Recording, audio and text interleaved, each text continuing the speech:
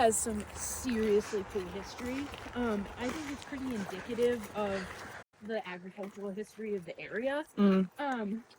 Donald Stabler's father, Albert Stabler, bought this property, so the south side and the north side of the road. It was about 100 acres in 1912 when Donald was 2. And they started a dairy farming operation and set up their homestead and all that kind of stuff, and continued to live out their life here. Donald's father passed away in like the 1950s, I think, and Donald bought the farm from his dad, I guess his mom at that point, and then continued to operate it as a cattle farm. So it's been quite a lot of things, worn a lot of hats, but it's a really cool place to be. So what would you classify its function that it serves now as? So today, this is the grounds of the Michigan Folk School. So this building here was Donald Stabler's workshop. So that was where he did a lot of his like farm equipment repair and things that he made for his farm and for his family and everything. We use the building for basically the same purpose, which is cool. We have a lot of our woodworking classes in there and like wet felting, you know, all of that kind of stuff. And then the back half, we have our blacksmith studio. Cool. So people are out here crafting and doing the things that sustain the Stablers for a really long time. That's awesome. And they are honey producing hives, which is exciting, and a really good honey too. So we have one beekeeper. She's trained in the spikenard tradition, and she comes out here and maintenances the hives year round. And she also does some hive work over at the Ann Arbor Community Gardens. So do you guys sell that honey at local? Just during the Folk Festival, which is an annual event that we have once a year, Eileen will set up right up front there, and she'll give tours. She'll bring people back here and kind of show them the little hives and everything, and she'll have jars of honey for sale. Cool. It's fun. But I can, there's a little window in this one. Oh, sick. Which is what I wanted to show you. Let's see. Come on.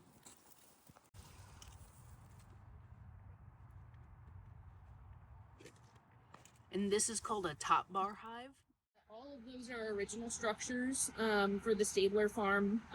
So they were all at least standing in the 1950s and so. The loafing barn and the old big barn, which are the two here on the left, they underwent some renovation, I think in like 2006 or so, just to give them some TLC. And then this summer, we did a fresh coat of paint on everything and did some minor repairs. So we're excited to get that side of the road back open to the public, though, because the hope is that it's going to become kind of an agricultural education center. Oh, that's awesome. So that we're hoping to reintroduce livestock. We're hoping that, because there's a beautiful little pond over there that people used to fish at when the Stablers still owned this land. So we want to have that back available to the public and all that kind of good stuff. So.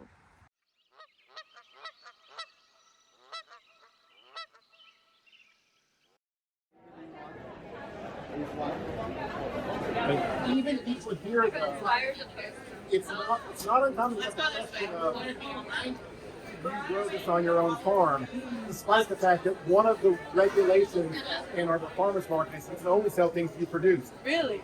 Yeah. But that suggests that many customers don't even understand That's and not all farmers markets have that rule.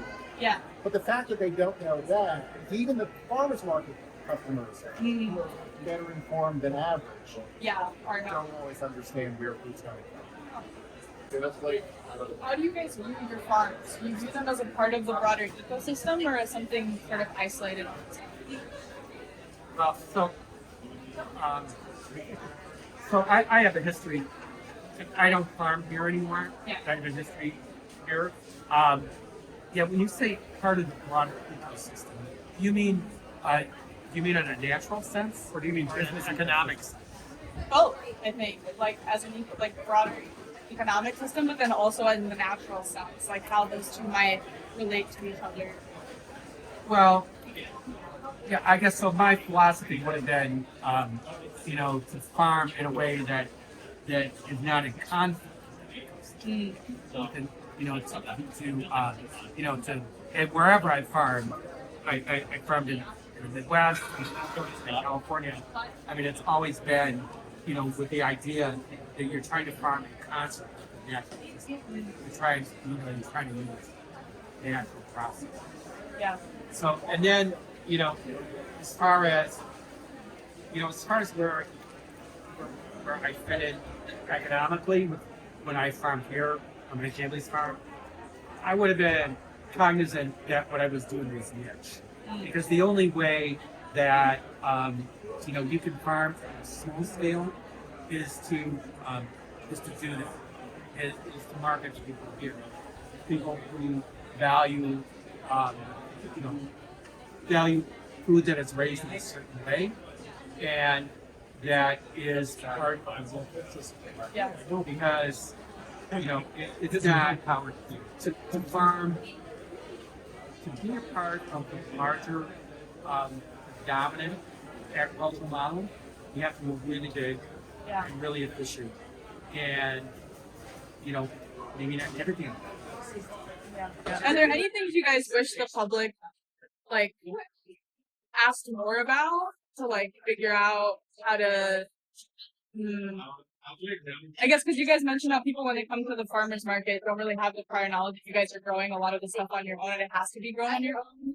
Is there something you wish that we as a public did better to inform ourselves of what you guys are doing for us? And I don't know. That might not be a good question, but I think the fact that Ann Arbor has the green belt program. yeah. I think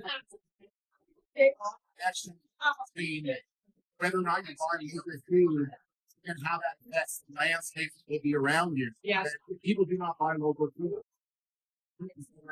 won't exist, and if response to this, your neighbors or customers. I mean, Ann Arbor needs more housing. Yeah. But do you want Yeah. or do you want farms? Whether or not people are buying things locally, some environments and economic differences in landscape. Yeah.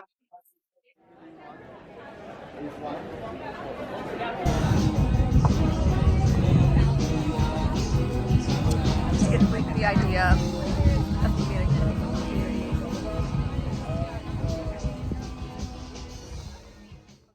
If you go back to the dining hall to say, well, I went to Campus Farms, what food do you source from Campus Farms, right? What is it meant to source food? What do we mean by that, right? So where would some of your food originate from? Here, right? Some food would originate from, retail manufacturers as well. But this is what we talk about when we think about farm to table or food to table, right? We have basil not back. If you want to go kind of over more to this section, you'll see there's a bunch of raspberries, black raspberries. Okay.